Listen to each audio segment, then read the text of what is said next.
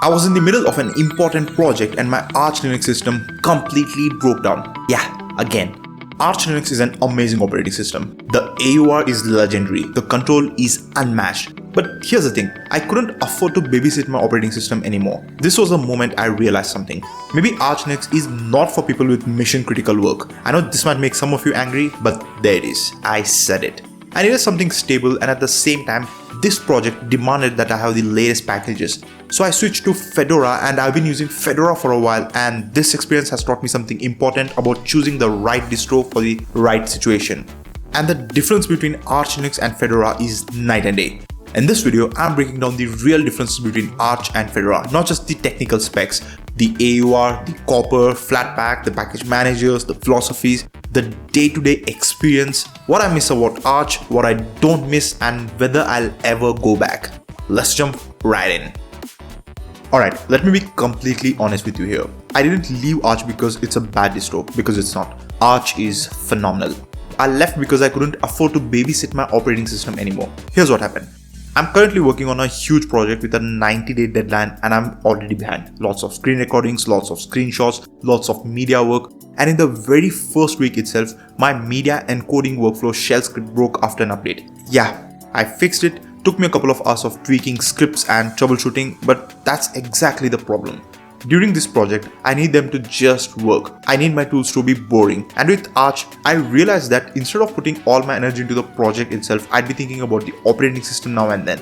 Is this update going to break something? Should I wait to update? Do I need to check Arch news before running Pacman? Is this safe to be installed from the AUR? And this wasn't the first time that happened to me. A couple years back, I was working on another project and Kden Live had a major UI change right near the delivery date. That frustrated me so much that I actually switched to Debian for 6 months. Yeah, Debian. That's how fed up I was. But here's the thing, when I don't have any major projects going on, Arch is absolutely fine. I'd update maybe twice a week, take snapshots before updates, and if something broke, I had timeshift backups ready. And honestly, I didn't even care if things broke because I had time to fix them. I wasn't working on anything critical. But the moment you have deadlines, the moment you have clients waiting, the moment there's money on the line, that's when you realize something. Maybe Arch Linux should not be used by people with critical stability needs. And I just had this profound realization. But hey, you don't have to take my word for it. The best way to understand the difference between Pacman and DNF, bleeding edge versus stable packages, Fedora and Arch is to actually run them side by side. And you can do that in about 5 minutes using Hostinger, who are also kindly sponsoring this video. Hostinger is one of the few VPS providers that actually offer native OS templates for both Arch Linux and Fedora. You don't need to format your computer or dual boot to test these out. You can just spin up a KVM VPS, select the Arch Linux template and immediately start messing with AUR. Then, if you want to see how Fedora handles the same workflow, you just hit reinstall OS in the dashboard, select Fedora and boom! Fresh server in seconds. It is the ultimate distro hopping playground without the risk of breaking your main machine. Go to hostinger.com/linuxtex and use the code linuxtex to get a discount. Go spin up an Arch instance, break it and then swap to Fedora. Hostinger is the fastest way to spin up Linux machines and the simplest too. And let me tell you about the final stop. I have an NVIDIA GTX 1050 Ti. In December, Arch Linux pushed the NVIDIA 590 driver update which dropped support for this GPU. I ran Pacman SYU, rebooted and boom, black screen. I had to boot into the TTY and install legacy drivers from the AUR. That took me an entire evening. This is exactly the attention tax I'm talking about. Upgrades can change the rules overnight. Now for this current project, I need the latest software versions. Debian is out of the question because the software there are too outdated. That would not work. But at the same time, I know I won't be able to smoothly finish this project with Arch because of the constant updates and the constant attention it demands. So Fedora was the obvious decision. It has that life cycle of 13 months and you get a big major stable version every 6 months. So yeah, I'm on the cutting edge of software. At the same time, I have that sweet spot of 1 year where I can expect guaranteed stability. It's well tested. No surprises, no babysitting, it just works. Now before I go any further, let me make one thing crystal clear. Arch Linux is still one of the best Linux distributions out there, and there are things that Arch does better than pretty much any other distro, things that I genuinely miss. First up, the Arch user repository. The AUR is absolutely legendary. If you want some obscure tool, some niche application, or even the latest bleeding edge version of a software, chances are it's already in the AUR. Take DaVinci Resolve for an example. It's so simple to install it here. It feels like an infinite app store for Linux. You want that one random utility that only 3 people on the planet use? Yeah, it's probably there. And installing it is just one command away. The sheer breadth of software availability in the AUR is unmatched. Then there's the control. Arch gives you maximum control over your system. You build your system from the ground up, you decide what gets installed, you decide how things are configured. There are no hidden services running in the background that you didn't explicitly choose. It's your system and Arch respects that. For people who love understanding every moving part of their computer, Arch is absolutely top tier. And let's talk about Pacman. The Arch package manager is so clean, so simple, so direct. Pacman-SYU, that's it. Update everything, done. No ceremony, no fluff, just a straightforward workflow that gets the job done. I always appreciated how elegant Pacman feels compared to other package managers. Arch also keeps you on the cutting edge. Rolling release means you're always running the latest stable versions of software. New kernel, you get it. New desktop environment update, you get it. You're basically moving at upstream pace, and for developers and enthusiasts, that's incredibly valuable. This is what I moved to Linux for. I get it with Arch. So yeah, Arch is phenomenal, and if you enjoy tinkering, if you love being in control, if you accept the maintenance mindset, Arch is still one of the best Linux experiences you can have. Alright, let's talk about the elephant in the room, the real difference between rolling releases and fixed releases. Now, is it just the update schedule? Not really. For me, the biggest difference is peace of mind. With rolling releases like Arch, your operating systems become something that you need to manage, something that you need to care about. It's like a baby, honestly. You need to give it attention, you need to check on it, you need to make sure everything's okay before you do anything major. With fixed releases like Fedora, it's just a platform that you use to get work done, and that's a huge difference in mindset. Think about it. On Arch, you're constantly thinking about your OS. Should I update today? Is it safe? Did I check the Arch news? Do I have time to fix things if something breaks? The operating system becomes a part of your life. It needs attention from you. And you need to keep the system updated because you can't keep the system static for too long. Things break then too. Now, don't get me wrong. Things have gotten way better with Arch Linux over the years. It doesn't need the constant babysitting anymore like it used to. But yeah, it does need housekeeping now and then. You can't ignore it for months and expect everything to work perfectly. Nvidia users will remember the shockwave update that Arch Linux gave us a couple months ago. With Fedora, you just have to remember to update once in a while when it's convenient for you. That's it. I update every 7-8 months when I'm between projects. I take a backup, run the upgrade, and yeah, it's good for another year.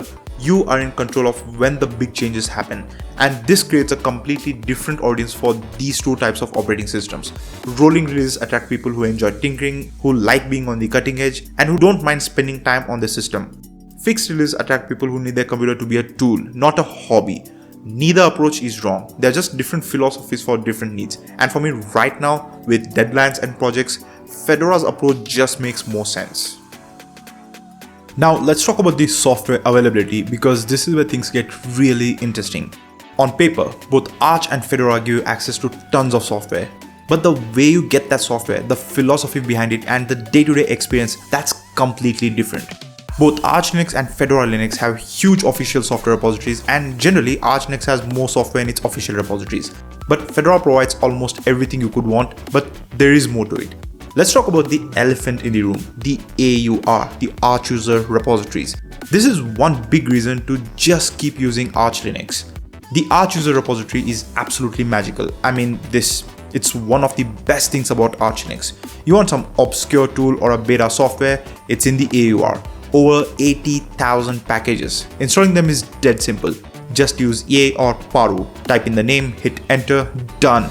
It feels like having infinite software at your fingertips. Fedora doesn't have the AUR. Instead, it has RPM Fusion and it has COPR, which have around 15,000 packages. That's nowhere near the Arch user repository's 80,000, but here's the thing. Fedora supplements with Flatpak, and Flatpak changes the game completely. With Flatpak, you get access to FlatHub, which has pretty much every major Linux application. GIMP, Blender, Kdenlive, OBS, VS Code, Spotify, Discord, all the big names are there. And the GNOME Software Center integrates Flatpak beautifully. You search for an app, install it, and it just works. I feel that Flatpak has become the main software source on Fedora in the recent years. Now Arch can also use Flatpak, but on Arch, most people prefer the AUR. It's native and it's integrated. On Fedora, Flatpak is first class. Different approaches, similar results. Let's talk package managers. Pacman versus DNF.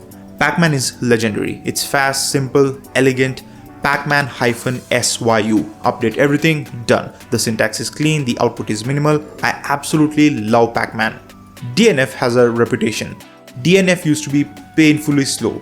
But with Fedora 42, we got DNF5, a complete rewrite.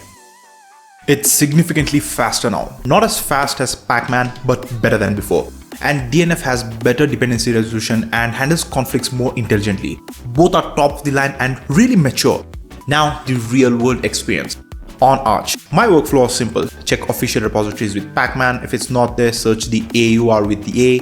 99% of the time, I'd find what I needed. But here's what I don't miss: the maintenance. AUR packages are community maintained. Sometimes they break after updates. Sometimes you have to manually intervene. Actually, it's more often than sometimes. Recently, an AUR package failed to build. I think it was a screen recorder and I had to manually edit the package build file. I figured it out with ChatGPT, but when you're on a deadline, you don't have that time. On Fedora, I search the software center. It gives me results from official repositories, Flatpak, and other configured repositories such as RPM Fusion, and you get everything from FlatHub. So yeah, everything just works. Flatpaks are maintained by upstream developers. Official repositories are rock solid. I haven't had a single package fail to install or break after an update on Fedora. Not once. That peace of mind is worth something. Now I do miss one thing about Arch: bleeding edge software. On Arch, you get the latest versions almost immediately. On Fedora, there's a slight delay for testing, usually a few weeks to months. For gaming, when new Proton versions or Mesa drivers matter, that delay is slightly noticeable. On Arch, I was always running the absolute latest. On Fedora, I'm running the latest tested version. It's a trade-off. Overall, both distros give you excellent software availability. Arch gives you more raw access to the AUR, Fedora gives you more stability through official repositories and Flatpak. And for my current needs, Fedora's approach just makes more sense.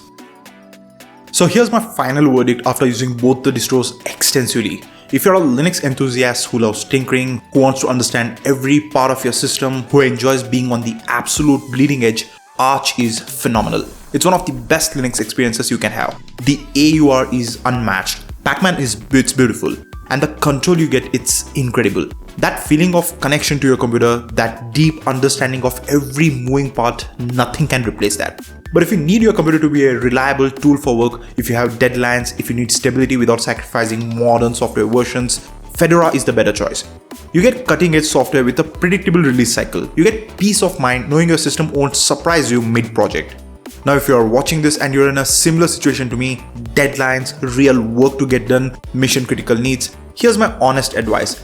Pick something stable: Ubuntu LTS, Debian stable. Fedora is my sweet spot because I need the newest packages for this particular project, but for most people with critical stability needs, those LTS releases are the safest bet.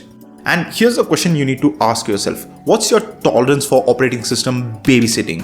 If you have the time and energy to give your OS a few minutes every week, if you can handle things going wrong now and then, Arch is absolutely worth it. But if you're working on important projects, if you're a student heading into exams, if you're about to end the semester, go with something more stable. Trust me on this. For me, right now, Fedora wins. And it's not because Arch is bad, it's because Fedora fits my needs better. I need my operating system to be boring. I need to just work so I can focus on my actual work. Every time I install a software from the GNOME Software Center here and it just works, no failed builds, no editing package build files, I'm reminded that this was the right choice. That relief, that confidence, it's worth something. But I'd be lying if I said I'll never go back to Arch, because I am going back to Arch. Once I'm done with this project, if my work permits me to try out something more exciting, Arch Linux it is. Arch will always have that special place in my heart. It made me feel so connected to my computer. That's an entirely different feeling, and honestly, nothing can replace that. For now though, it's Fedora, and I'm really happy with this decision. Alright, if you found this video useful, if you enjoyed it, definitely consider subscribing to the channel and also leave me a big thumbs up. And if you want to try out Arch or Fedora without risking your main PC, I highly recommend checking out Hostinger using the link in the description below. Hostinger is genuinely one of the best VPS services out there to learn and deploy Linux. Spin up a cloud server in seconds, experiment freely, and learn without the fear of breaking your actual hardware. Seriously, check them out. Use the code LinuxTex for a 10% discount. Link in the description below. Next up, check out my Cosmic versus GNOME desktop comparison video where I break down these two desktop environments, and I'll tell you which one I'm actually daily driving. It has some really interesting workflow comparisons, so definitely do not miss that. Alright, this is Linux Techs signing out.